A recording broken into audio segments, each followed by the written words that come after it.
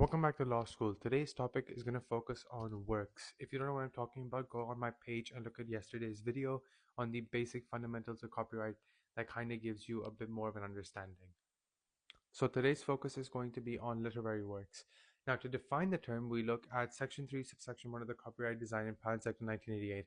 I'll add an image above my head so you can follow along with me. Now, the Act specifically says, the section specifically says, a literary work means any work which is written, spoken, or sung, and accordingly includes a table or compilation other than a database, a computer program, preparatory design materials for a computer program, and a database. Now, um, as a lot of this talks about tables and compilations, and a lot of you watching this video are never going to touch those things, so those don't really apply to you.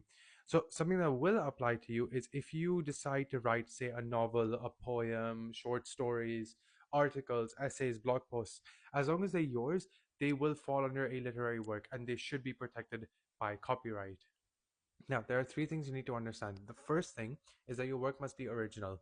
In yesterday's video, I said that originality is a very important point, and it is, and I'm going to make a separate video on it later. But the key thing you need to understand now is as long as you've made the work yourself and not copied it from someone, it should be original.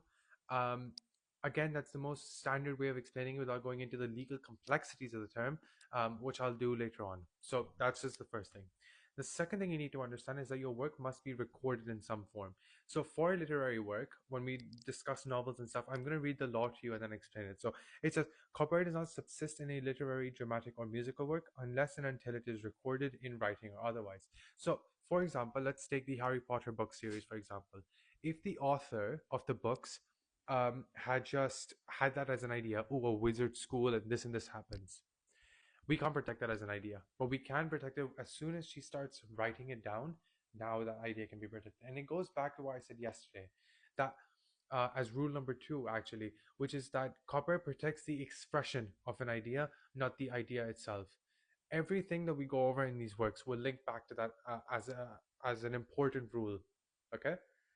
Now, rule 2 is a really good way of trying to explain that random words and phrases won't always be protected by copyright. Let me explain. Let's look at the case of Exxon Corp versus Exxon Insurance from 1982.